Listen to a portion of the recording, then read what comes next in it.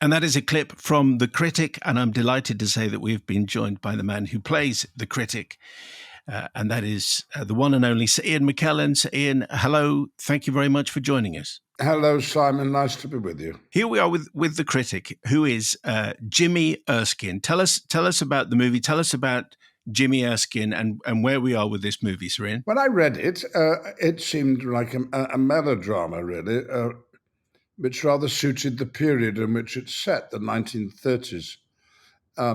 Jimmy Erskine is a senior drama critic for one of the leading daily newspapers and has enormous power. This is before the time when everyone's opinion counted and was available, and all is really well with the world until one day it isn't. And because of his behavior, he's likely to lose his job, and to defend his job, he goes on the attack in ways that I won't spoil the plot by telling you.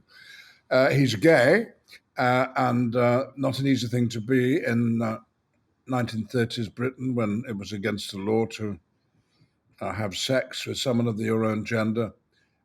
He labours with that problem, and perhaps because of the cruelty and bullying that's been visited upon him by the laws of the land, when he decides to take some sort of revenge, it's of a bullying nature, and he behaves extremely badly. Because I was wondering, Ian, how much of Jimmy Erskine is created by homosexuality being illegal, his proclivities, as I believe one of his editors calls it. Well, it was extremely difficult. I was just born in the 30s, but I'm talking about an era that I've only read about or heard other people talk about.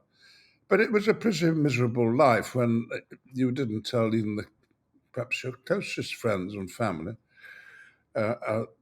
about yourself, and because the law was so negative, and I don't think it's a healthy state of affairs, and it doesn't surprise me that Jimmy is rather curdled on the inside, very confident on the outside, but inside as frail as any of us. The screenplay is by Patrick Marber, who of course did Notes on a Scandal. But there's a book called Curtain Call, which came out in 2015 by Anthony Quinn. Not that Anthony Quinn.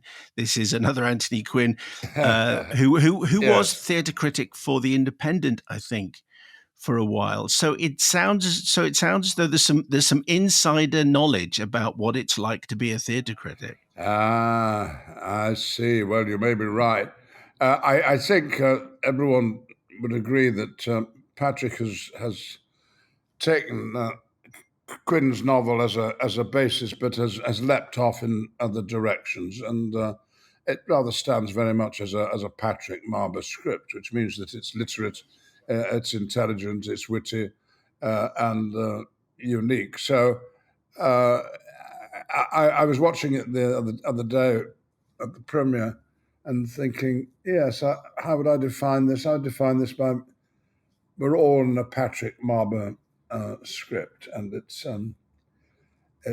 lines well worth saying, and a pattern to the story, and a moral to the story, really, if you choose to look at it in that way.